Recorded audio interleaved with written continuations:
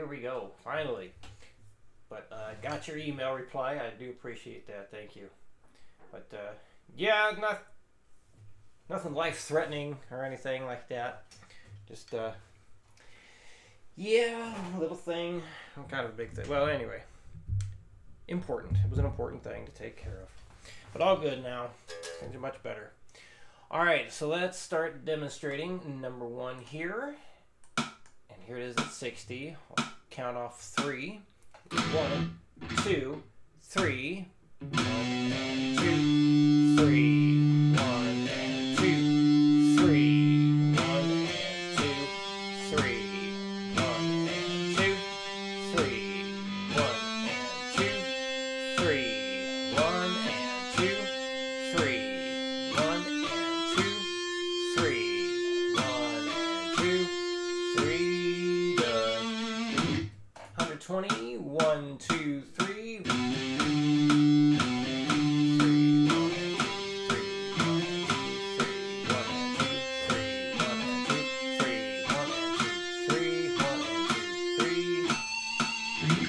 180.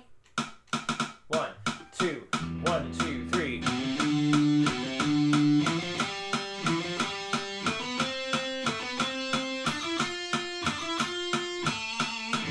And 240. 1, 2, 1, 2, 3. Oof. 1, 2, 1, 2, 3.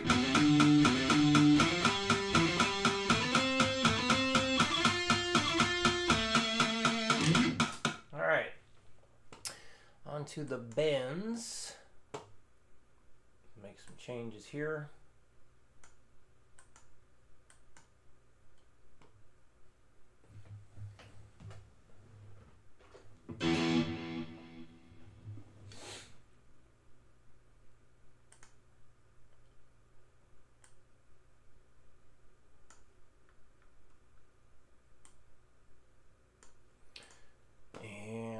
Check the volume on this now. Let's see.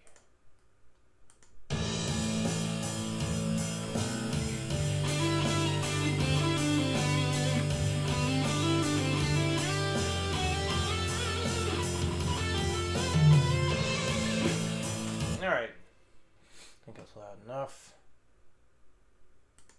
Put the count in back on. Count. All right. Count of 4. See, I better review this real quick. So we got 1 and 2, 3, 4, and 1, 2. I think I got it. Let's go. Here we go. 2, 3, and 4, and ha! I already screwed it up. I'm not supposed to pick again. 2, 3, 4.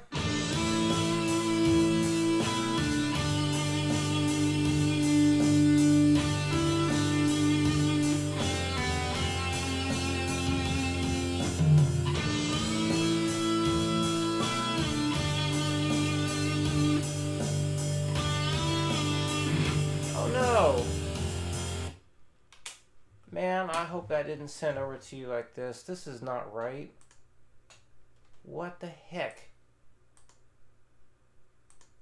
Why did it bend back up? Oh man, I hope you weren't practicing it like that. I hope it's saved and sent over properly. So this is how it should look. It was not supposed to bend back up there like that, because it's supposed to sound exactly like the non-bend section. Oh well. I think Guitar Pro glitched, because I certainly didn't program it like that. Alright, let's try again. And 4 and 2.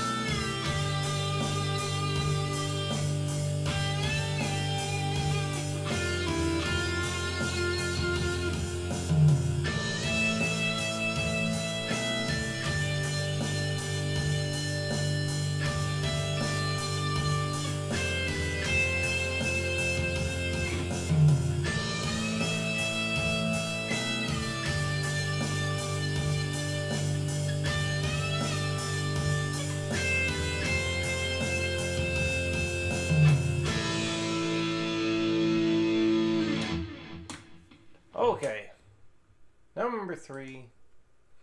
Actually, 3, 4, 5, 6, 7, 8. Going down. All right, one string at a time. Hit all these at 60. Kind of recap the mode stuff we were beginning to discuss on Monday after this. All right. Count of 4. Well, no, count of 3 because I have it set up that way. All right. 1, 2, 3.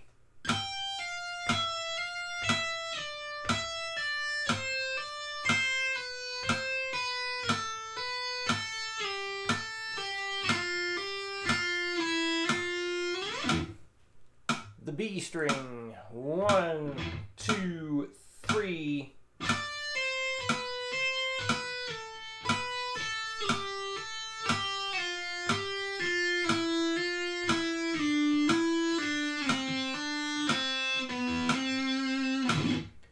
The G string. 1, 2, 3, 4.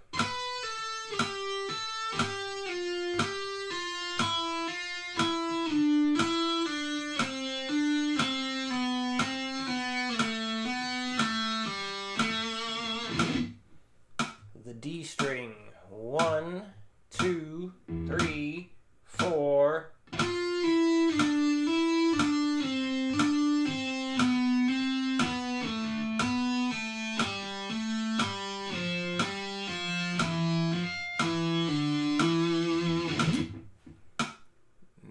A string. 1, 2, 3, 4.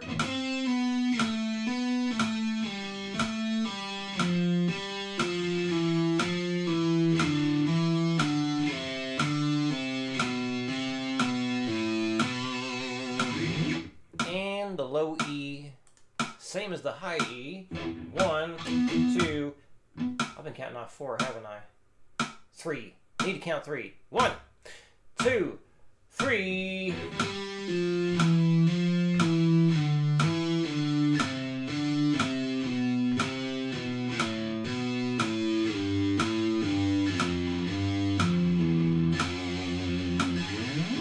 All right.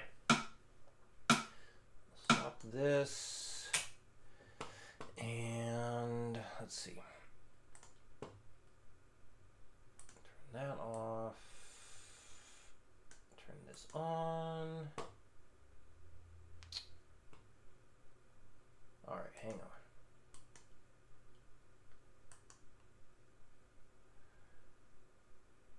No, I did the wrong thing.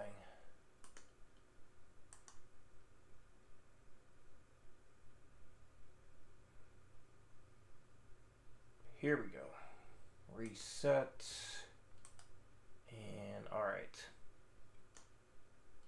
All right, so the purpose of this was, made this long time ago, and it does need an update to make it look better. But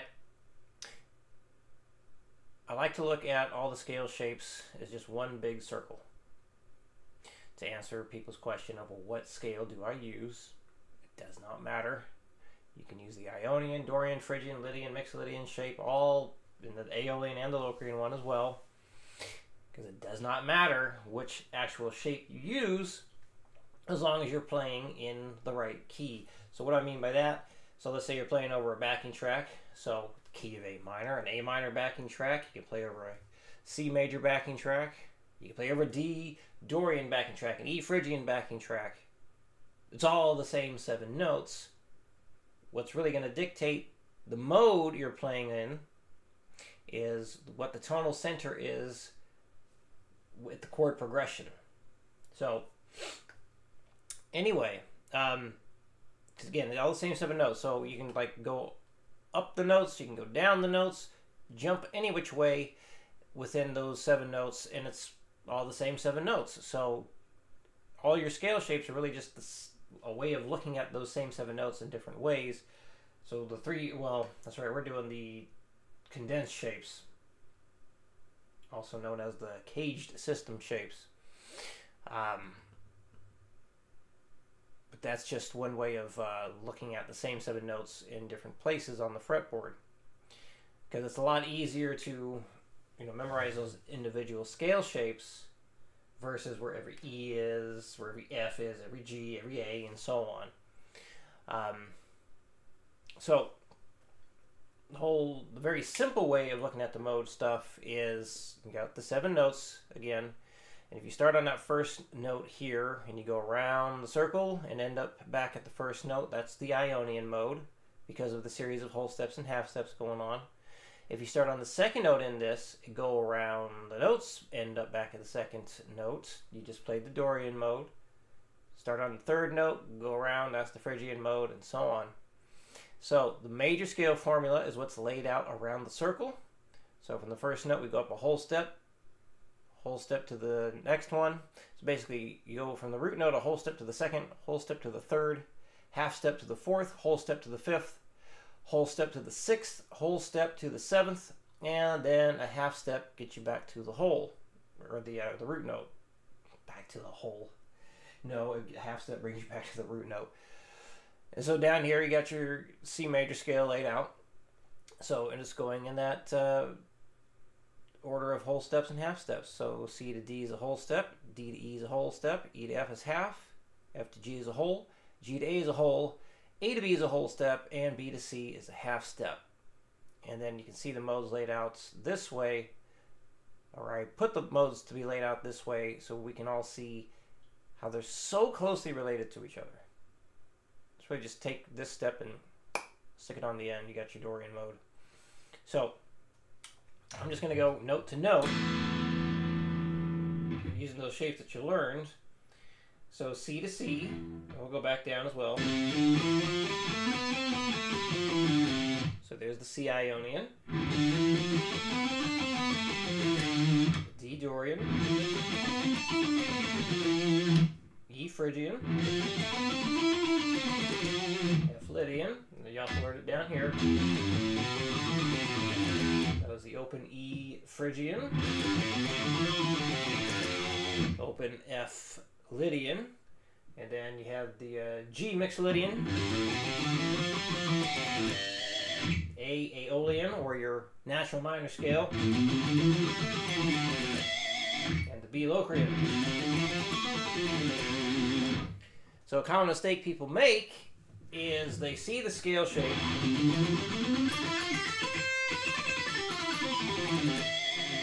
and they think everything within that shape is C Ionian. It's not true. The only reason why those things were labeled the way I labeled them was because we start on the C, we go up and then back down to the C note. So we're going past what's necessary to make it a complete C Ionian scale or mode. So another thing was demonstrating, I think I did. So within that first shape that you learned,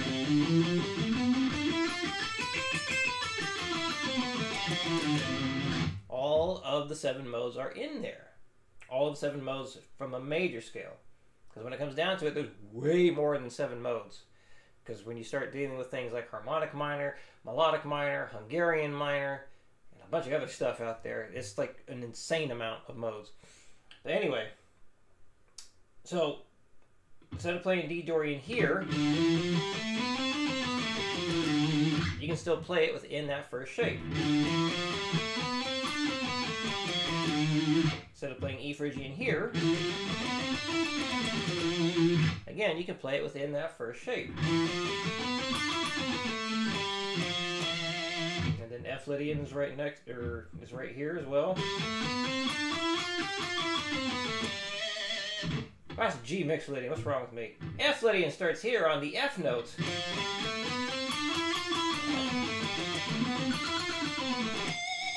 G Mixolydian. A Aeolian. B Locrian. And C Ionian, an octave higher.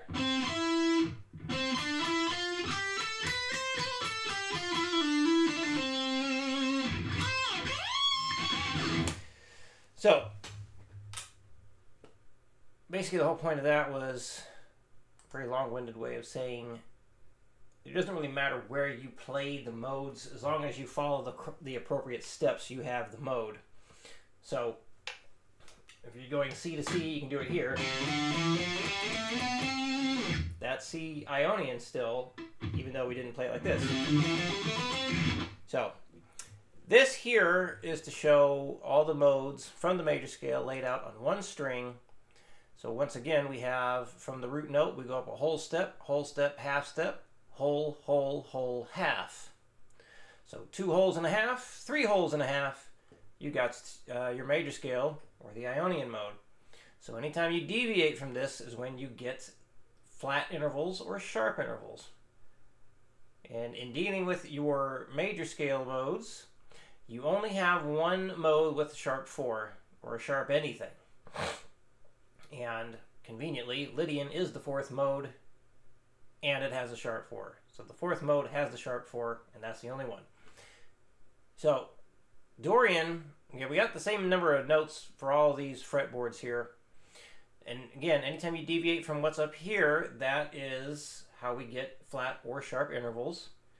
So we see that this 3rd note here is a half step below where this one is. That's why it's a flat 3rd, because the 3rd is always right there. That's always the major 3rd, always the 3rd, always, always, always. It has to be that. It can never be anything else. Never. Or else, well, we wouldn't be able to give chords proper names or anything. So, and we also have a flat 7 here. So we see that the 7th interval, and again, all these things are intervals, spacings, distances. They're units of measurement. So that's interval number 1, interval 2, interval 3, interval 4, and so on. So the 7th interval is always a half step below the root note. In this little image here, it's a half step below the octave of our root note. So we could go back from this note to the open E string, and that would be the 7th interval again, just below the 1. So anyway, right, so we flat the 3rd, the 7, we got your Dorian mode. The Phrygian is a lot flat here, so the 2, 3, 6, and 7, they're all flat. Again, Lydian has the sharp 4. Mixed Lydian is the only thing different is the flat 7. Your minor scale's got the flat 3, 6, and 7. And I used to see online often people comparing Aeolian to Dorian because it's one interval difference. So, like if you take the flat 6 in the Aeolian mode, raise it up to a natural 6, then you make it Dorian. And then Locrian, everything but the 4 is flat. So, like we take an Ionian mode, the one you learn here, and we flat the 3rd, 1, 2, 3, flat that, and then we take the 7, 1, 2, 3, 4, 5, 6, 7, and lower it down to there, we have the Dorian mode. Man, this is really weird seeing it laid out like this.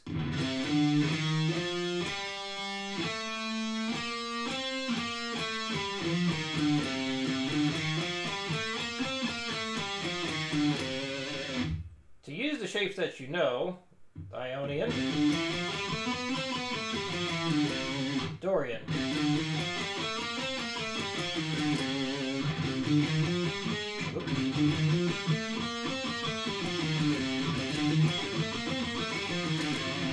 it's kind of funny changing those condensed scale shapes around sometimes.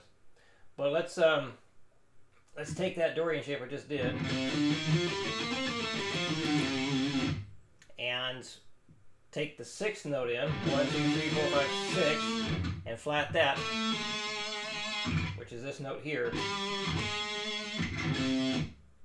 And that would give us the Aeolian mode. I'm going to play a little bit different so it's easier to see, I think. So if I do the 3 notes per string version of the Dorian mode, here, so that was Dorian. We gotta flat that note to make it minor. Dorian. Aeolian. And if we take that Aeolian mode and flat the 2nd note in there, we would have Phrygian. Aeolian. Phrygian. So when you play scales or modes that all start from the same note, you can really hear the difference of the modes. instead of just going from one scale shape to the next, where it just sounds like a very big, long-winded major scale. So I don't expect you to remember all that. This is really just something for you to reference at any point. As we get more in depth with theory and modes and scales and all that stuff, it should hopefully start to sink in, make more sense, and you will have hands-on stuff to do so you get familiar with it all. Okay, that's it. Any questions, let me know. I will see you again next week.